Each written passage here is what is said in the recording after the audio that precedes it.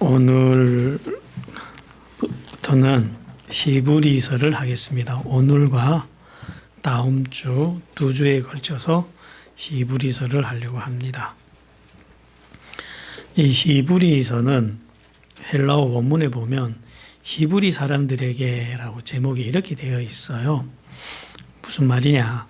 히브리 사람들에게 쓴 편지라는 말이에요. 그러니까 유대인들에게 쓴 편지라는 말이에요.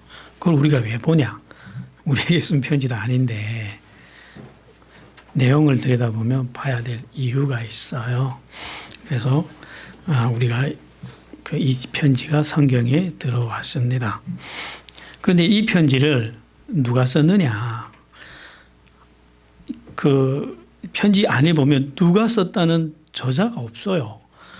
그 사도 바울의 편지들을 보면 다 나 바울은 누구에게 편지하노라 이렇게 썼잖아요. 근데 이 편지에는 내가 누군데 너에게 쓴다 이런 글이 없어요. 그래서 도대체 누가 썼지 하고 학자들이 자꾸 연구를 했어요. 그래서 내용을 들여다보니까 이 히브리서라는 편지가 어떤 편지냐면요. 유대교와 기독교를 자세히 비교를 해놓은 편지예요. 그러려면 유대교를 정말 깊이 알아야 되겠죠. 동시에 기독교를 또 굉장히 깊이 알아야 되겠죠. 당시 초대교회 시기에 이 두 가지 조건을 갖춘 사람이 누가 있느냐. 아무리 봐도 사도 바울밖에 없는 거예요. 그래서 대부분 학자들이 이거는 분명히 사도 바울이 쓴 편지다 이렇게들 알고 있었어요. 굉장히 오랫동안 그러다가 이게 몇십 년 전부터 이게 뒤집어져요. 이건 사도 바울이 쓴 편지가 아니다.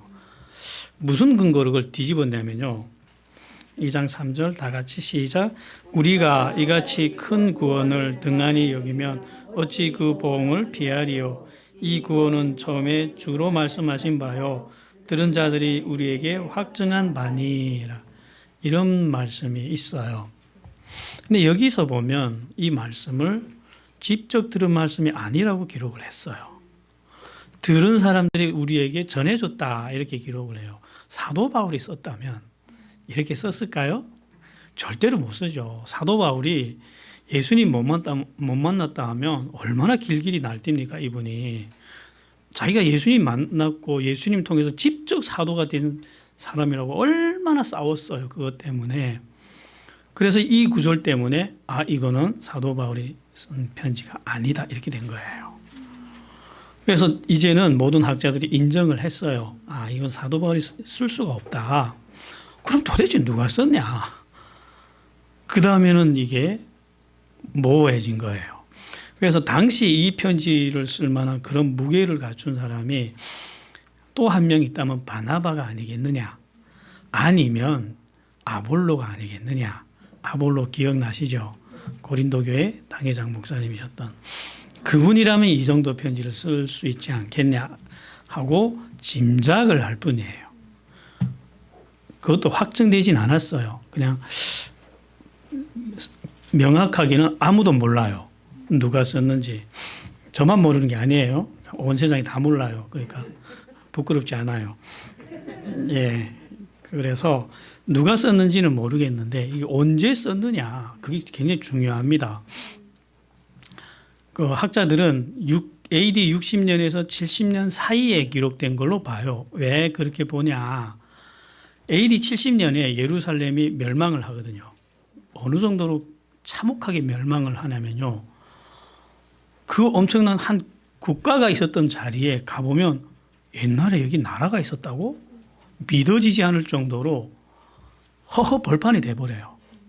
거기 성전도 있었거든요. 헤롯 성전. 그 어마어마한 성전도 있었는데 깨끗한 들판이 돼버릴 정도로 참혹하게 멸망합니다. 만약 이 편지를 그 멸망한 다음에 썼다면 성전 부분에 기록을 할 때 현재형으로 기록할 수가 없어요. 이전에 있었던 성전에 대해서는 이렇게 기록을 하겠죠. 근데 현재형으로 기록을 해요. 그러면 성전이 있을 때 기록했다는 소리잖아요. 그래서 60년에서 70년 사이에 기록되지 않았겠나 이렇게 봅니다. 그럼 왜 이 책을 유대인들에게 쓸 수밖에 없었느냐, 그 배경을 우리가 알고 봐야 이 책이 이해가 되겠죠. 당시 기독교에 개종을 했던 유대인들이 대거 다시 유대교로 돌아가기 시작했어요.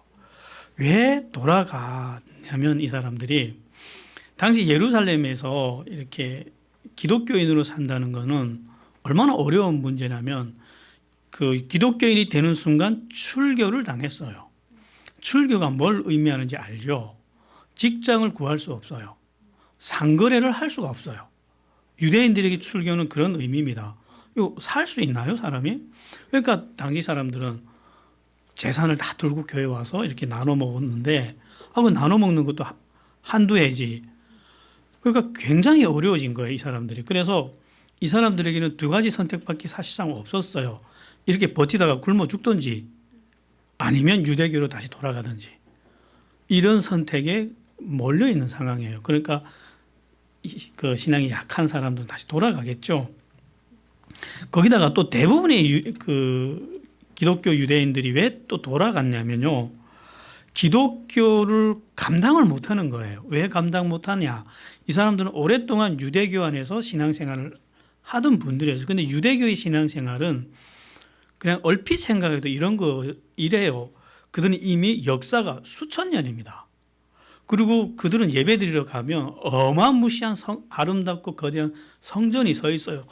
외형부터 비교가 안 돼요. 들어가면 왕 같은 제사장들이 쫙 늘어서서 거대하고 화려한 제사들을 요란하게 드려요. 그런데 기독교는 비교를 해볼까요? 그냥 고아와 가부와 그냥 이런 가난한 계층들이 모여서 예배당도 없어. 그리고 화려한 예식도 없어요. 제사도 없어요. 제사장도 없어요. 그냥 가난한 사람들이 모여서 예수님이 이런 말씀 하셨대. 이러다가 모이다가 그냥 흩어지는 거예요. 어때요? 비교해보면? 누가 더 근사합니까? 마치 비유를 하면 굉장히 두껍고 화려한 옷을 딱 입고 다니던 사람이 갑자기 홀랑 벗고 홀몸으로 살아가는 것 같은 허전함 속에서 살아야 되는 거예요. 정말 당시 유대교와 이렇게 기독교를 비교해 보면 기독교는 정말 볼품이 없었어요. 내세울 만한 게 아무것도 없었어요. 정말 외형적으로 보면 유대교가 더 거창하고 아름답고 요란하고 그랬죠. 근데 이 사람들이 처음에 기독교로 들어올 때는 막 오순절날에 막 성령님이 임해서 눈물 콧물 흘리고 막 집에 재산 다 들고 왔는데, 여러분들 그렇게 신앙생활 시작하신 분들이 있어요, 우리 교회에도. 근데 문제는 그게 지속되지 않습니다. 영원히 이렇게 살 것 같은데 아니요. 성령님이 그렇게 굉장히 충만했다가 감에 그렇게 늘 충만하지 않아요. 그 뒤에 가서 저희가 배울 거예요. 왜 그러실 수밖에 없는지. 그럼 그때부터는 하나님이 나와 함께 하는지 안 하는지 막 헷갈릴 정도로 무미건조한 시간이 굉장히 많아요. 이럴 때 우리가 정말 복음을 깊이 깨닫지 못하고 말씀을 깊이 깨닫지 못하게 되면, 이렇게 진리를 깨닫지 못하게 되면 성숙한 신앙으로 나올 수가 없어요. 그러면 이 사람들이 볼 때는 자기들은 유대교 같은 동네에 살잖아요. 유대교인들. 옆집 사람 보면 굉장히 그럴듯하게 신앙생활 하는 것 같은데 우리는 하나님 앞에서 전혀 아무것도 안 하는 것 같은 거예요. 거기에다가 또 유대교는 외형 종교입니다. 모든 행위가 겉으로 드러나요. 근데 기독교는 믿어라. 내면 종교예요. 그러니까 이 비교를 해보면 이 기독교인은 아무것도 안 하는 것 같거든요. 야, 이래가지고 우리가 하나님 앞에서 인정이나 받겠어? 이런 두려움이 몰려온 거예요. 그래서 이 사람들이 유대교로 대고 돌아가기 시작했다는 거예요.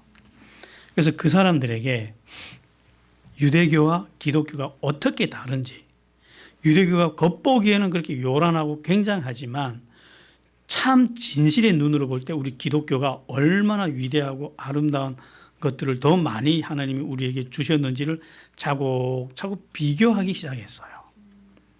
그래서 유대교와 기독교 비교하는 편지가 히브리서예요. 그래서 보통 일반 평신도들이 읽으면 굉장히 좀 난해해요. 왜 이해할 수 없냐면 유대교를 알아야 이해를 하죠. 이제 전문가들은 이렇게 신학을 하신 분들은 이렇게 이렇구나 하고 이렇게 쉽게 이해될 수 있는데, 그래서 제가 오늘 좀 풀어서 이렇게 설명을 할게요. 본문으로 들어가 보겠습니다. 1장 들어갈게요. 유대인들이 굉장히 지금도 온 세상 사람들에게 자랑하는 게 몇 가지가 있어요. 그게 뭐냐? 우리에게는 선지자들이 있어. 그 인정할 만해요. 지금 유대교의 선지자들을 온 세상이 인정하잖아요. 그 예레미야, 다니엘, 이사야는 아예 이사야라고 안 불러요. 대이사야 이렇게 불러요. 온 세상이 존경하는 그 선지자들에 대한 자긍심이 굉장히 커요. 그 선지자들이 우리에게 주신 말씀이 있다는 거예요. 이것에 대한 자긍심은 엄청났죠. 근데 기독교에는 그거 있어요, 없어요? 우리 성경에는 있잖아요. 구약 성경 안에. 당시 기독교는, 자, 우리가 보는 성경이 언제 만들어졌는지 아세요? AD 300년에 만들어집니다. 이게 300년, 예수님이 떠나가신 이후 300년 후에 이것이 정경으로 이렇게 만들어져요. 그 전까지 기독교는 우리가 보는 이 성경이 없었어요. 우리가 보는 구약 성경은 유대인들이 성경이에요. 그냥 당시 기독교인들은 그냥 예수님이 주신 말씀, 이렇게 이런저런 사도들이 쓴 편지, 돌아다니는 편지, 이거 가지고 예배를 드린단 말이에요. 그러니까 비교해보면 없잖아요. 선지자들이 말씀이 기독교에 비교해보면 기독교인이었던 유대인들은 이것에 대한 허전함이 컸겠죠. 왜 우리한테는 저렇게 위대한 선지자들이 말씀이 없지? 이렇게 해서 이거에 대해서 시작을 합니다. 1장 1절에서. 어떻게 시작을 하냐면요. 옛적에 선지자들을 통하여 여러 부분과 여러 모양으로 우리 조상들에게 하나님이 말씀하셨는데, 이제는 이 모든 날의 마지막이 왔기 때문에 누구를 통해 우리에게 말씀했다고요? 아들을 통해서 우리에게 말씀하셨다는 거예요. 구약 시기에 하나님은 선지자들을 통해서 말씀했다면, 지금 우리에게 말씀하신 분은 아드님을 통해서 말씀하셨는데 이 아들이 누구냐는 거예요. 선지자들과 비교했을 때 어떻게 다르냐? 이 아들이 태초에 하나님은 이 아들을 통해서 천지를 창조했대요. 하나님이 혼자서 창조하신 게 아니라 같이 창조했대요. 창세기에서도 나오거든요. 하나님들이 이렇게 나오거든요. 거기에 이 천지를 창조하신 한 분 중에 이 아드님이 있었다는 거예요.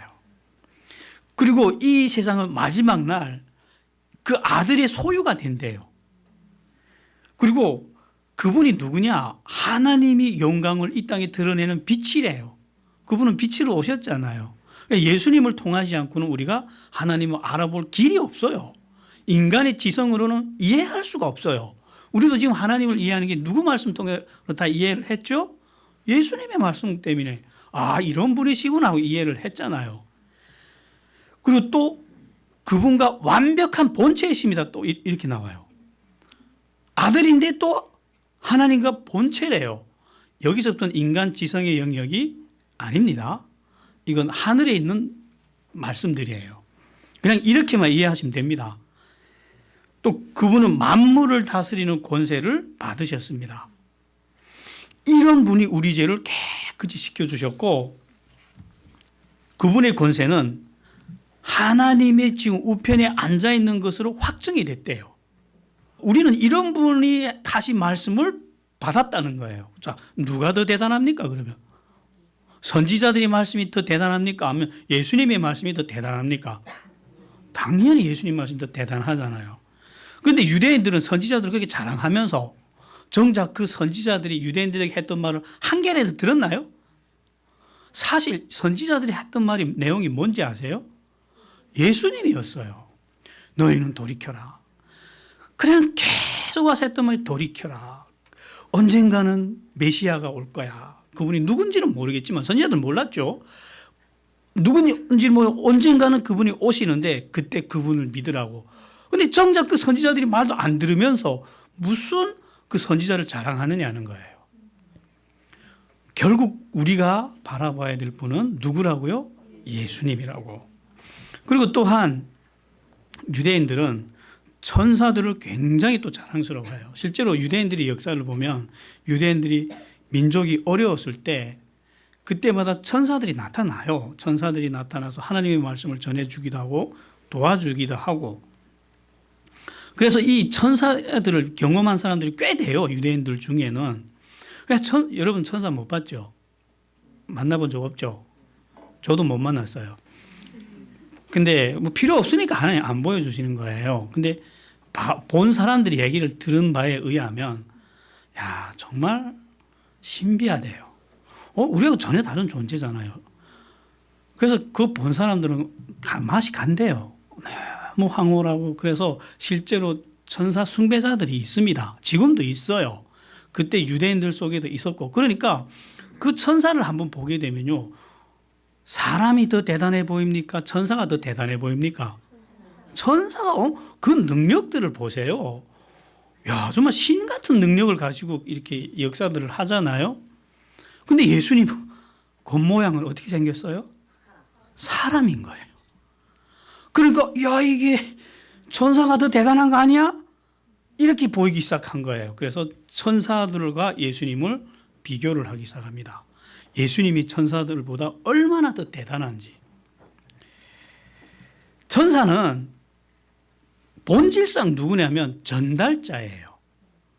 메신저예요. 그냥 본질이 그럼 뭐죠? 심부름꾼이라는 거예요.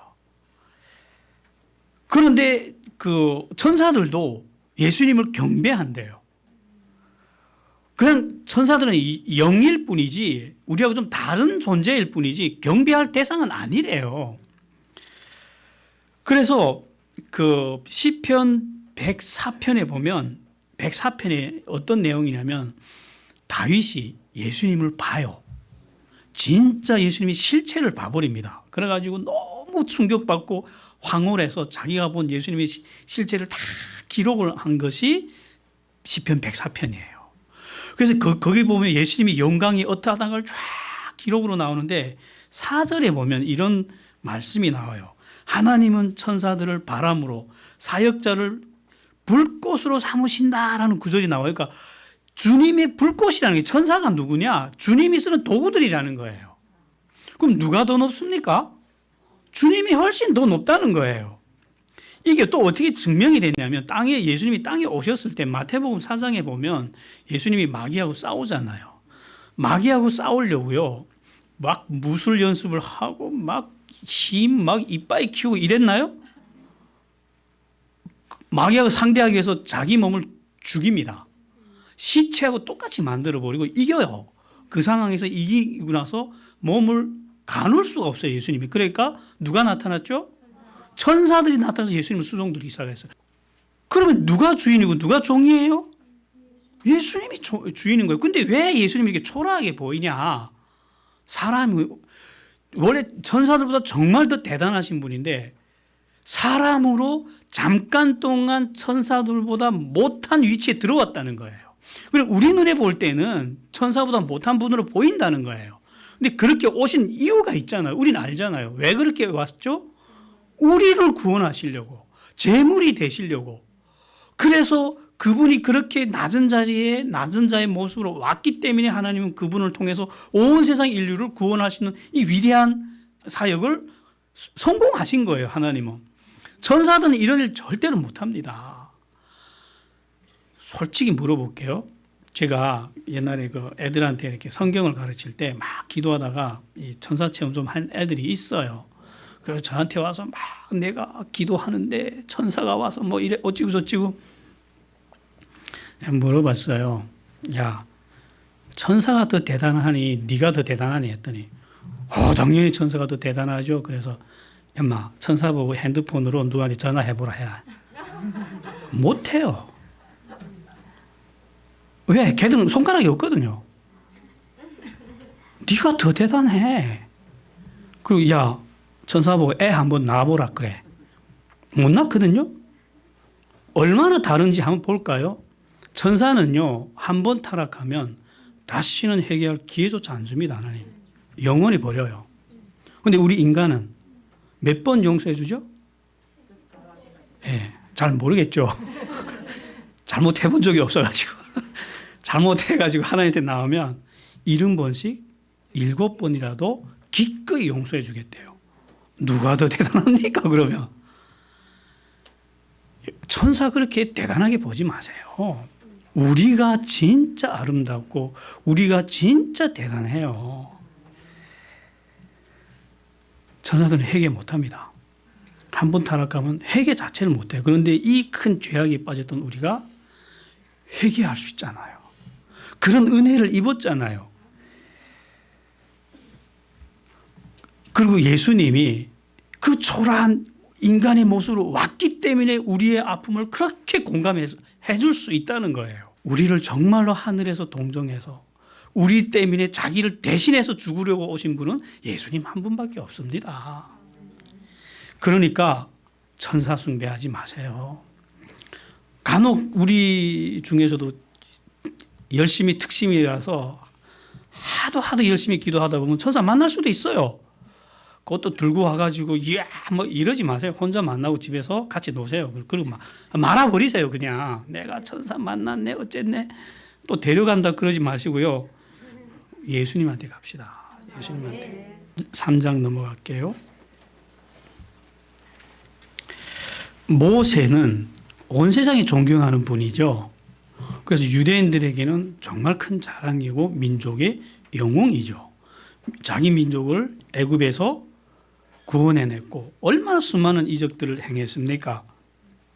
그리고 하나님으로부터 율법을 받아서 이스라엘 백성이 줬는데 이 율법을 온 세상이 다 온 인류의 법도가 됐고 삶의 윤리가 돼버렸잖아요.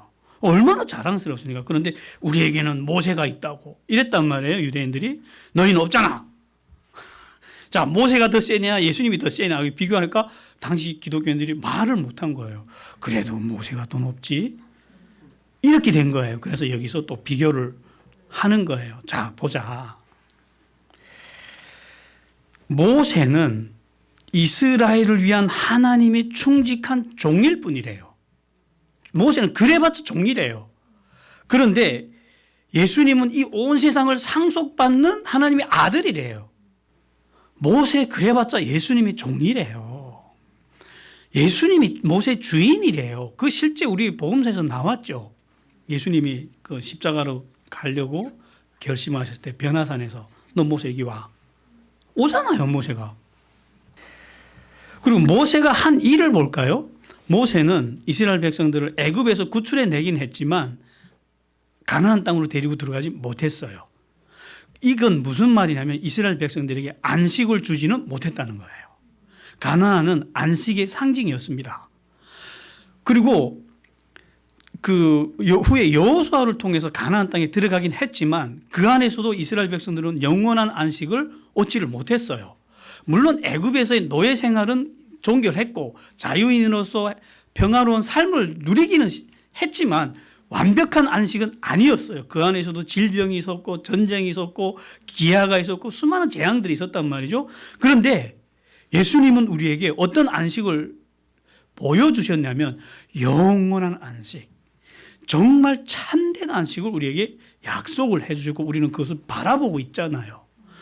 그리고 예수님은 우리를 완벽하게 구원해 주셨단 말이에요. 그래서 우리는 그 영원한 안식을 바라보고 여러분들이 가끔 계속해서 이러잖아요. 정말 어려우면 하나님을 안 믿는 사람들과 우리의 차이가 어디서 나오냐면요.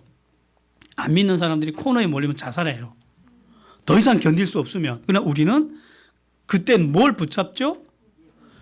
나에게는 저 영원한 지금은 이렇게 힘들고 아프고 괴롭지만 이제 좀만 참으면 나에게는 다시는 아프지 않고 다시는 눈물 흘리지 않는 영원한 기쁨이 있는 그곳이 있어. 보입니까? 안 보입니까? 그게 보이잖아요. 그건 누가 줬죠? 예수님이 줬잖아요. 그것 때문에 우리는 다시 힘을 얻고 다시 일어나잖아요.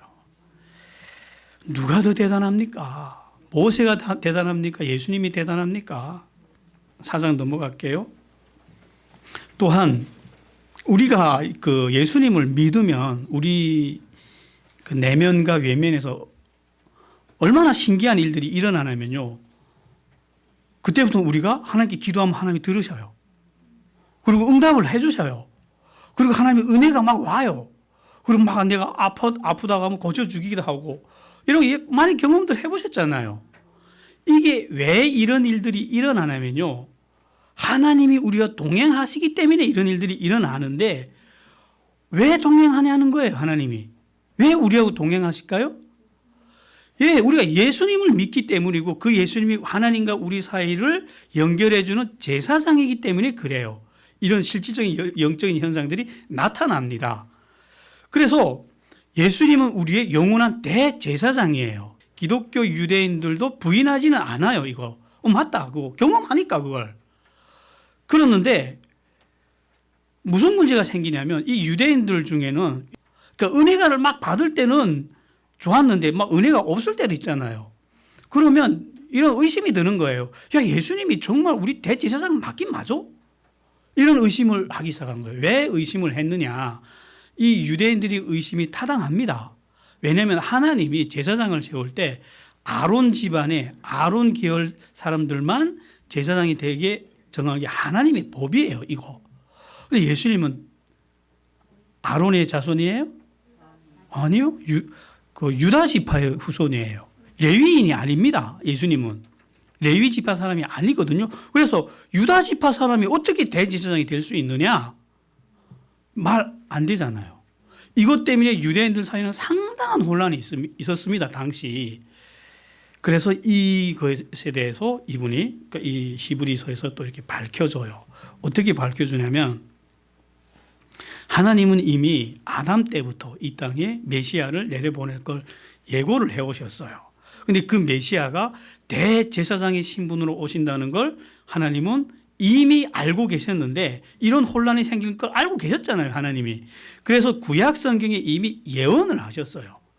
이제 메시아가 오는데 그 메시아는 아론 제사장의 반열에서 오는 게 아니고 멜기세덱의 반열에서 온다는 걸 이미 예언해 주셨어요. 그게 어디에 있느냐? 시편 110편 4절에 나와요. 그게. 그래서 예수님은 멜기세덱의 반차를 따라서 영원한 대제사장이라고 이미 하나님이 거기서 선포를 하십니다.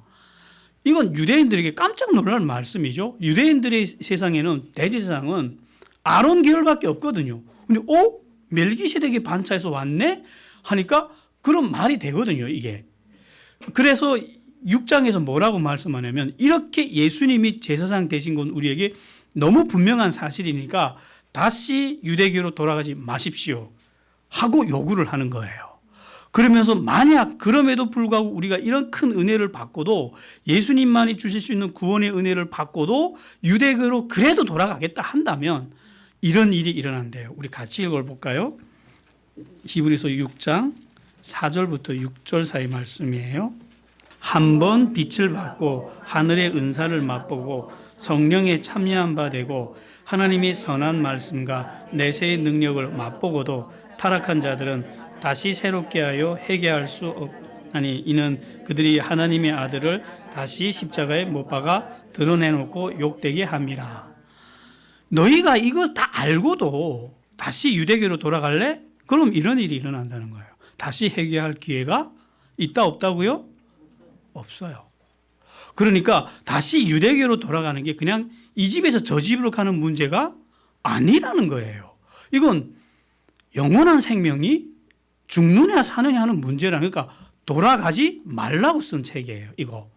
너희가 그렇게 쉽게 이 하나님이 아들의 피로 된 은혜를 받고 쉽게 돌아갈 수 있다고 구약 시기에 어떻게 됐나요? 그렇게 돌아가려고 했던 사람들 어떻게 됐죠? 우리 지금 배우고 있잖아요.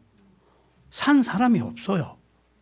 그렇게 야, 이 하나님 아니네. 아이 하나님 재미없어. 이러고 다시 애굽으로 갈래 했다가 산 사람이 없어요.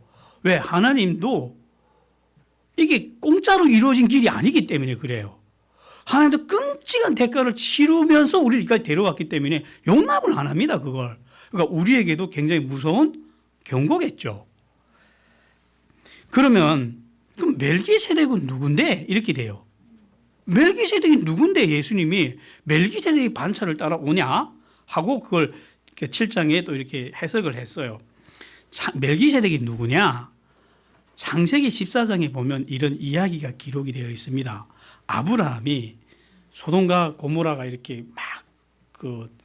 외국 군대, 아수르 군대에 다 이렇게 전쟁에서 패하면서 소돔과 고모라 사람들이 몽땅 포로로 끌려가요. 그때 아브라함의 조카 롯이 끌려갑니다. 그 말 듣고 아브라함이 자기 군대를 이끌고 가서 그 군대를 다 쳐부셔버리고 그 사람들이 뺏어갔던 그 나라 재물이고 사람이고 다 다시 가지고 올 때 멜기세덱이라는 사람이 마중을 나와요. 그런데 놀랍게도 아브라함이 그 멜기세덱이 나오니까 멜기세덱으로부터 축복을 받습니다. 그리고 그에게 10분의 1을 드려요. 아브라함이 10분의 1을 드렸다는 기록이 나옵니다. 이게 우리는 그냥 평범하게 들었죠. 당시 아브라함은요, 하나님 아니면 11조를 안 냅니다. 그렇죠? 얼마나 하나님에 대한 신앙이 대단했냐면 소돔과 고모라 왕이 야, 이 재산은 네 다 가져. 이 사람은 돌려줘 했을 때 아브라함이 뭐라 했는지 아세요? 네 거 실 한 톨이도 나 안 가진다 그랬어. 이게 한두 푼이 아니에요. 나라를 통째로 가져온 거예요, 이 사람이. 근데 이 엄청난 재물을 눈썹 하나 깜짝 안 하고 그냥 버립니다. 왜 버린지 아세요? 만약 내가 이걸 가져가면 훗날 하나님 나를 부자 만들어 줄 텐데 그때 네가 저 아브라함이 내 재산 가지고 부자 됐어 이렇게 말할까 봐, 하나님의 영광에 해가 갈까 봐 너 거는 실 한 톨이 안 가지겠어 하고 버렸던 사람이에요. 그렇게 대단한 사람이 이 멜기세덱이라는 사람이 11조를 냈대요. 보통 일이 아니겠죠. 도대체 누굴까요? 이거? 그래서 이 히브리서에서는 깊이 안 써요. 그냥 이분에 대해서 말을 하려고 하면 깊이 하면 너희들이 못 알아듣는다. 왜? 깊이 들어가면 인간이 이해하기 어려운 것들이 많기 때문에 그냥 이 정도에서 마치겠다 이렇게 기록을 합니다. 그러면서 이 정도만 써요. 그는 아버지가 누구인지 어머니가 누구인지 전혀 없대요. 기록 자체가 없대요. 언제 태어나서 언제 죽었다는 기록도 없대요. 그는 살렘 왕이었어요. 당시 그의 직책이 뭐냐고 봤더니 살렘 왕이래. 살렘 왕은 당시 예루살렘 왕이었어요. 예루살렘의 왕이어서 그러면 그때부터 이미 그는 제사장이었어요. 하나님이 쓰시는 제사장인데 그 이상 누군지 모릅니다. 우리도 몰라요. 그러니까 이 이상은 들어가지 마라 하고 성경이 막았기 때문에 여기 멈춰야 됩니다. 우리가 지적 호기심이 넘쳐가지고 그래도 알고 싶어하고 계속해서 파고 들어가면 그 선한 행동 아닙니다. 성경이 가르쳐주는 건 열심히 배워야 되겠지만 멈춰 하는 순간에는 멈추는 것도 순종이겠죠. 어쨌든 예수님은 이런 멜기세덱의 반열을 따라서 대제사장으로 이 땅에 오셨는데 영원한 대제사장이라는 거예요. 그러면서 아론 대제사장하고 이렇게 비교를 하는데 아론 계열에서 오는 대제사장들은 맨날 죽어요. 그래서 맨날 바뀌어. 근데 이분은 영원하신 대제사장이에요. 그리고 아론 제사장들은 맨날 짐승 죽여야 돼. 근데 이분은 완벽한 제물을 드렸기 때문에 단 한 번에 끝냈습니다. 우리는 다시는 제물을 드릴 필요가 없고 그래도 나는 더 열심히 한다고 드릴래 하고 드리면 어떻게 되는지 아세요? 그 피를 인정 안 하는 거예요. 드려서도 안 됩니다. 이제 우리는. 그리고 그분은 하나님의 우편에 앉아서 우리가 하는 기도를 다 중보를 해줘요. 하나님께. 그래서 우리 기도가 이렇게 응답이 되는 거예요. 우리에게는 이런 대제사장이 있다는 거예요. 그래서 우리가 이런 분 때문에 오늘도 은혜의 보좌 앞으로 우리는 나가는데 어느 정도로 담대하게 나가는다고 이렇게 기록을 했냐면 그 유대인들이 성소에 보면 성소가 있고 지성소가 있어요. 그 성소와 지성소 사이를 이렇게 휘장이 막고 있었어요. 근데 이 휘장을 뚫고 우리가 그냥 들어간대요.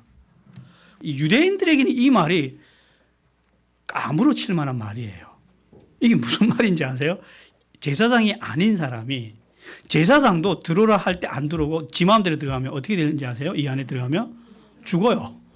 근데 제사장이 아닌 사람은 왕도 못 들어갑니다, 여기. 근데 우리가 그분을 힘입어서 담대히 이 시장을 열고 들어간대요. 이제는 하나님께. 왜? 그분이 우리와 우리 대제사장이 되어 주셨기 때문에 이게 가능하다는 거예요. 대단하죠. 이런 분이 우리와 함께 계시고 우리의 구원자라는 거예요. 오늘 여기까지 하겠습니다.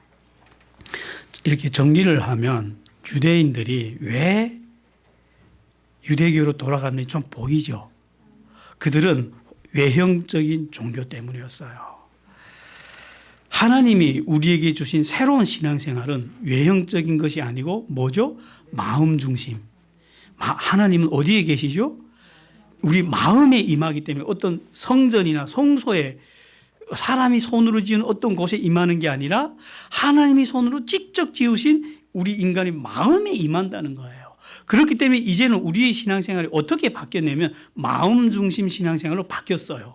내 마음에 임하신 하나님과 교통하고 그 하나님이 주시는 힘을 마음에서 얻어서 마음 중심 신앙으로 완전히 바뀌었기 때문에 외형적으로 볼 때는 외형 중심 종교와 비교할 때는 우리가 좀 못나 보일 수 있어요. 그러나 우리도 이 마음에서 하나님과 교감하지 못하고 마음 중심 신앙생활을 못하게 되면 이들처럼 반드시 외형 종교로 끌려갈 수밖에 없습니다.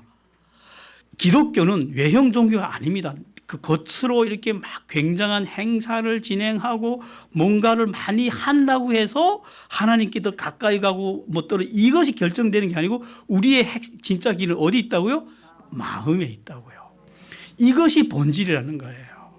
그런데 이것을 놓쳤기 때문에 그들은 마음 중심 신앙생활을 이해하지 못했기 때문에 자꾸 눈길이 어디로 갔죠?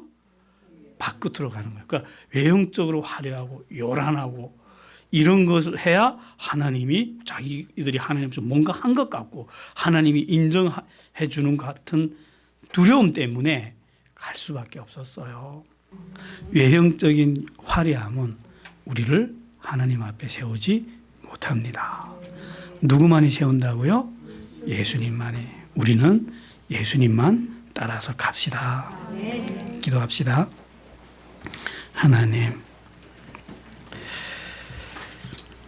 사람으로 태어나서 하나님의 아들이신 예수님을 안다는 것, 그것보다 더 큰 축복은 다시 없습니다.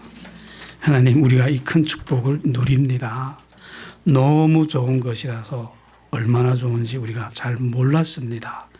오늘 이 말씀을 통해서 얼마나 위대한 선물을 주셨는지 조금 배웠습니다. 하나님, 우리가 이 예수님에게서 떠나지 않게 하여 주시옵소서.